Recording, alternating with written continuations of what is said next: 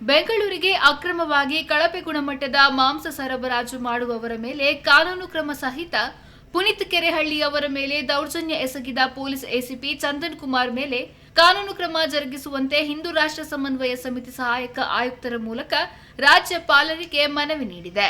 ಕಳೆದ ಅನೇಕ ವರ್ಷಗಳಿಂದ ಅಕ್ರಮವಾಗಿ ಹೊರ ರಾಜ್ಯಗಳಿಂದ ಸಿಟಿ ರೈಲ್ವೆ ನಿಲ್ದಾಣದ ಮೂಲಕ ಬೇರೆ ಬೇರೆ ರೆಸ್ಟೋರೆಂಟ್ಗಳಿಗೆ, ಹೋಟೆಲ್ಗಳಿಗೆ ಮಾಂಸ ಸರಬರಾಜಾಗುತ್ತಿದ್ದು, ಆಹಾರ ಇಲಾಖೆಯ ನಿಯಮಗಳನ್ನು ಗಾಳಿಗೆ ತೂರಿ ಥರ್ಮಕೋಲ್ ಬಾಕ್ಸ್ ಮೂಲಕ ಸರಬರಾಜು ಮಾಡಲಾಗುತ್ತದೆ. ಅದನ್ನ ವಿವಿಧ ರಾಸಾಯನಿಕಗಳಿಂದ ತೊಳೆದು ಸರಬರಾಜು ಮಾಡಲಾಗುತ್ತದೆ. ಸಾರ್ವಜನಿಕ ದೃಷ್ಟಿಯಿಂದ ಆರೋಗ್ಯಕ್ಕೆ ಹಾನಿಕಾರಕವಾಗಿದ್ದು, ಹಲವು ರೋಗಗಳಿಗೆ ತುತ್ತಾಗುವ ಪರಿಸ್ಥಿತಿ ನಿರ್ಮಾಣವಾಗಿದೆ. ಇದೊಂದು ಕೋಟ್ಯಾಂತರ ರೂಪಾಯಿಗಳ ಅಕ್ರಮ ಮಾಂಸದ ದಂಧೆಯಾಗಿದ್ದು, ಹಣಕ್ಕಾಗಿ ಅತ್ಯಂತ ಕಳಪೆ ಮಟ್ಟದ ಆಹಾರವನ್ನ ಸಾರ್ವಜನಿಕರಿಗೆ ನೀಡಿ ಅವರ ಆರೋಗ್ಯದ ಜೊತೆ ಚೆಲ್ಲಾಟವಾಡುತ್ತಿದ್ದಾರೆ. ತಕ್ಷಣ ಈ ಕುರಿತು ಪ್ರಕರಣವನ್ನ ನ್ಯಾಯಾಂಗ ತನಿಖೆಗೆ ಒಪ್ಪಿಸಬೇಕು ಮತ್ತು ಮಾಂಸದ ರೂವಾರಿಯನ್ನ ಬಂಧಿಸಬೇಕು.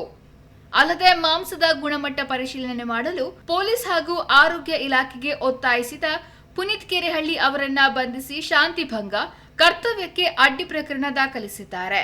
ಅಲ್ಲದೆ ಅವರ ಮೇಲೆ ಎಸಿಪಿ ದೌರ್ಜನ್ಯ ಎಸಗಿದ್ದಾರೆ. ತಕ್ಷಣ ಎಸಿಪಿ ಚಂದನ್ ಕುಮಾರ್ ಮೇಲೆ ಕಾನೂನು ಕ್ರಮ ಜರುಗಿಸಿ ಅವರನ್ನ ಅಮಾನತು ಮಾಡಬೇಕೆಂದು ಮನವಿಯಲ್ಲಿ ಆಗ್ರಹಿಸಿದ್ದಾರೆ.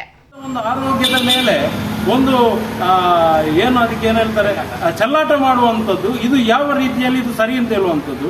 ತಕ್ಷಣವಾಗಿ ಈ ರಜತ್ ಅನ್ನುವಂಥವನನ್ನು ಬಂಧಿಸಬೇಕು.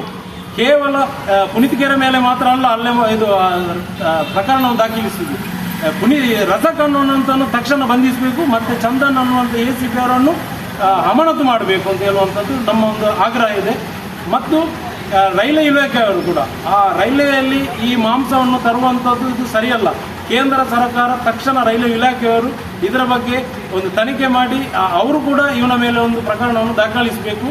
ಮತ್ತು ಈಗಾಗಲೇ ಈಗ ವಿರೋಧ ಪಕ್ಷದಲ್ಲಿ ಇರುವಂಥವರು ಕೂಡ ಇದರ ಬಗ್ಗೆ ಯಾಕೆ ಮೌನವನ್ನು ತಾಳಿದ್ದಾರೆ ಅಂತೇಳಿ ನಮಗೆ ಗೊತ್ತಾಗ್ತಿಲ್ಲ. ಕೇವಲ ಹರೀಶ್ ಪೂಂಜೆ ಮತ್ತು ಪ್ರತಾಪ್ ಸಿಂಹ ಅನ್ನೋರು ಮಾತ್ರ ಪುನೀತ್ ಕೆರೆಹಳ್ಳಿ ಅವರ ಪರವಾಗಿ ಬಂದು ಮಂಡ್ಯದಲ್ಲಿ ಪ್ರತಿಭಟನೆ ಮಾಡಿದ್ದಾರೆ. ಅವರ ಮೇಲೆ ಕೂಡ ಕೇಸನ್ನು ದಾಖಲಿಸಿದ್ದಾರೆ. ಹಾಗಿರುವಾಗ ಇದು ಸರಿಯಲ್ಲ. ಮನವಿ ನೀಡುವ ಸಂದರ್ಭ ಹಿಂದೂ ರಾಷ್ಟ್ರ ಸಮನ್ವಯ ಸಮಿತಿಯ ಚಂದ್ರಮುಖ ವೀರ, ಹರಿಪ್ರಸಾದ್ ರೈ ನೆಲ್ಲಿಕಟ್ಟೆ, ಕೃಷ್ಣ ಪ್ರಸಾದ್ ಬೆಟ್ಟು, ಬಾಲಚಂದ್ರ ಸೊರಕೆ ಮತ್ತಿತರರು ಉಪಸ್ಥಿತರಿದ್ದರು.